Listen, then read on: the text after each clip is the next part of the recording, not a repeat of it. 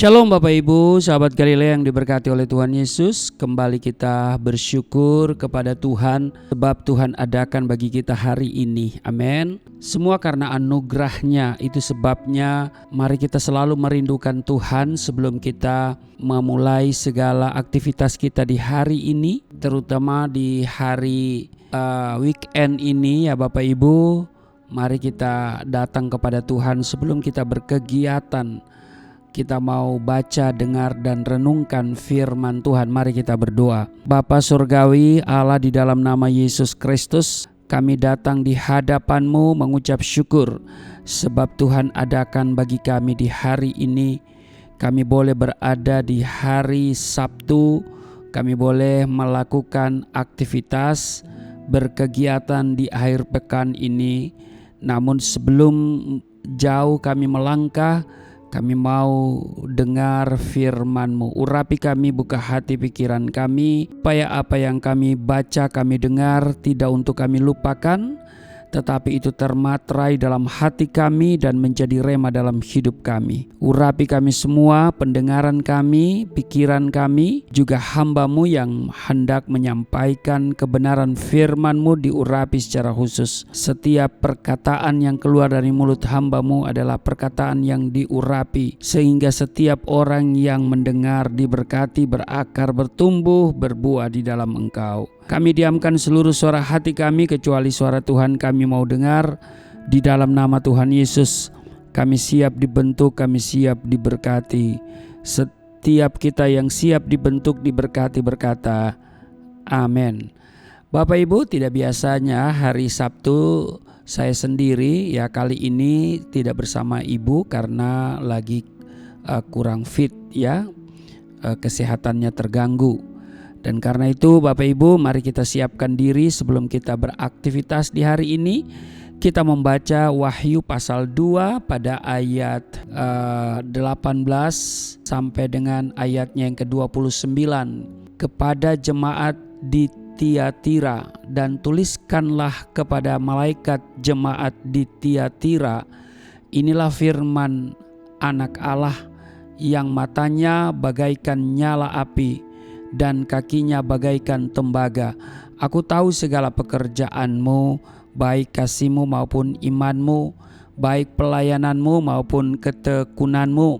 Aku tahu bahwa pekerjaanmu yang terakhir lebih banyak daripada yang pertama. Tetapi aku mencela engkau karena engkau membiarkan wanita Isabel yang menyebut dirinya nabiah mengajar dan menyesatkan hamba-hambaku supaya berbuat zina dan makan persembahan berhala. Dan aku telah memberikan dia waktu untuk bertobat, tetapi ia tidak mau bertobat dari zinahnya.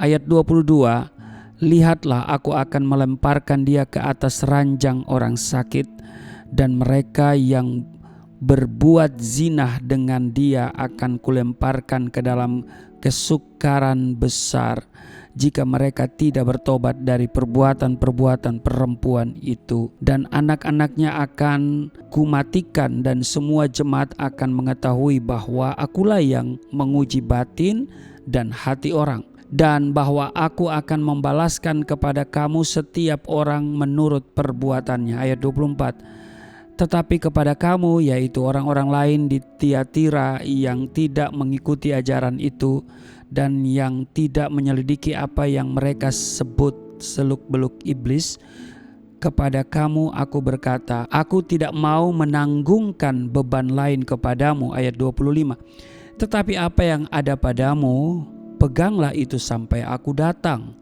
Dan barang siapa menang dan melakukan pekerjaanku sampai kesudahannya, kepadanya akan kukaruniakan kuasa atas bangsa-bangsa. Ayat 27, dan ia akan memerintah mereka dengan tongkat besi. Mereka akan diremukan seperti tembikar tukang periuk, sama seperti yang kuterima daripadaku.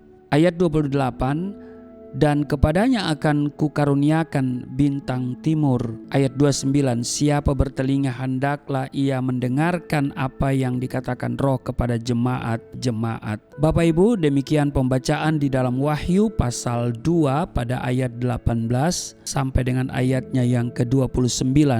Di ayat 20 dikatakan begini, tetapi aku mencela engkau karena engkau membiarkan wanita Isabel yang menyebut dirinya nabiah mengajar dan menyesatkan hamba-hambaku supaya berbuat zina dan makan persembahan-persembahan berhala. Bapak Ibu, sahabat Galilea yang diberkati oleh Tuhan Yesus, Tiatira adalah sebuah kota yang relatif kecil.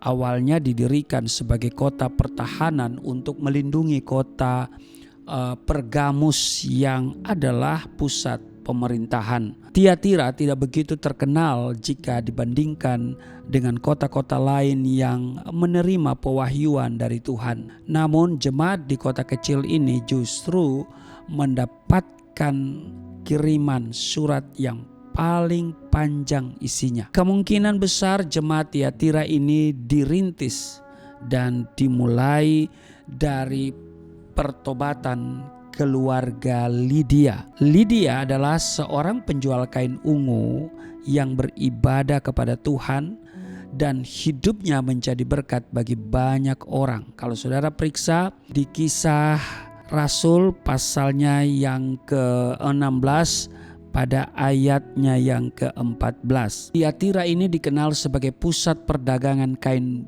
bulu domba dan juga tempat untuk mencelupkan kain-kain warna ungu. Nah, Bapak Ibu, Lydia sendiri dikenal sebagai penjual bahan pencelup untuk warna ungu dan kain yang mahal tersebut. Bapak Ibu, sahabat Galilea yang diberkati oleh Tuhan Yesus, ada kesalahan fatal terjadi di jemaat di Tiatira, yaitu wanita Isabel yang menyebut dirinya sebagai nabiah, mengajar dan menyesatkan hamba-hamba Tuhan supaya berbuat zina dan makan persembahan-persembahan berhala. Itu yang kita baca tadi di Wahyu pasal 2 ayatnya yang ke-20. Nah, Isabel adalah nama simbolis yang diambil dari nama istri Raja Ahab yang berlaku jahat dan menyeret orang-orang pada penyembahan berhala. Wanita Isabel ini mengajarkan bahwa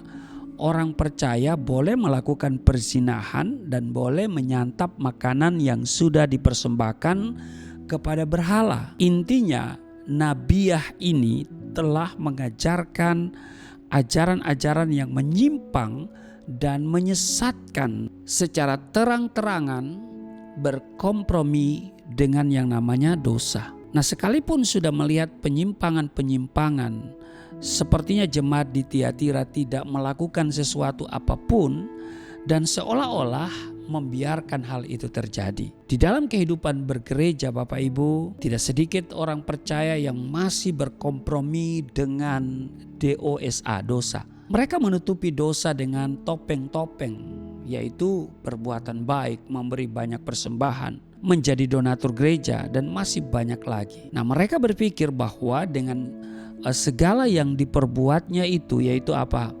Ya, memberi persembahan yang banyak, ya, berbuat kebaikan, menjadi donatur gereja, ya.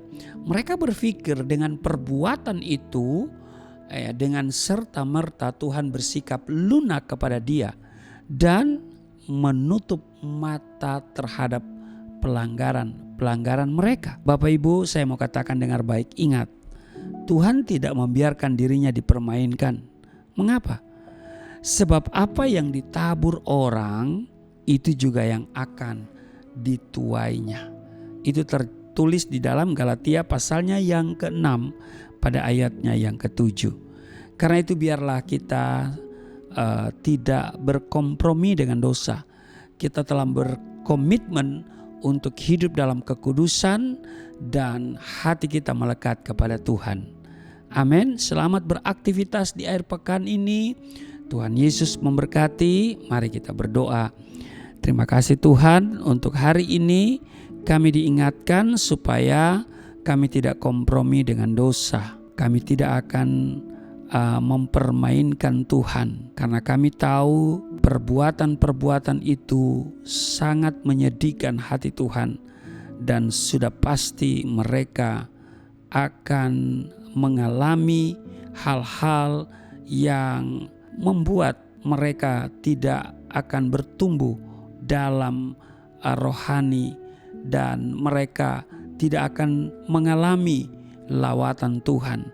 Karena itu, mampukan kami untuk bersikap tegas melawan dosa. Kami tidak berkompromi dengan dosa. Berkati seluruh sahabat Galilea dimanapun mereka berada, dalam seluruh tugas dan kerja mereka. Ada keberhasilan di hari ini, ada omset yang meningkat, ada penyertaan dan perlindungan Tuhan sempurna bagi kami semua. Di dalam nama Yesus Kristus kami berdoa dan mengucap syukur. Amin.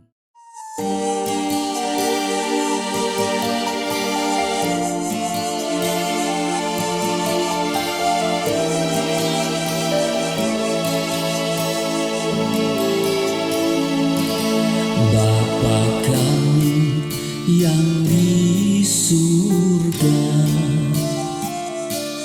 dimuliakanlah nama-Mu. Datanglah kerajaan, jadilah kehendak-Mu di bumi seperti di surga.